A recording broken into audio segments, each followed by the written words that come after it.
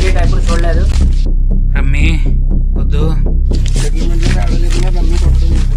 కానీ Danny fight చేయటం ఎప్పుడు చూడలేదు.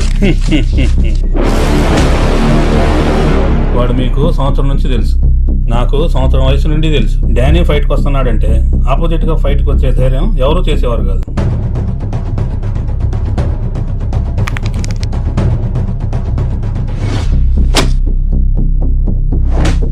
ఒకసారి చిన్న సెటిల్మెంట్ గొడవలో ఒట్టి చేతులతో నలుగురిని చంపేశాడు.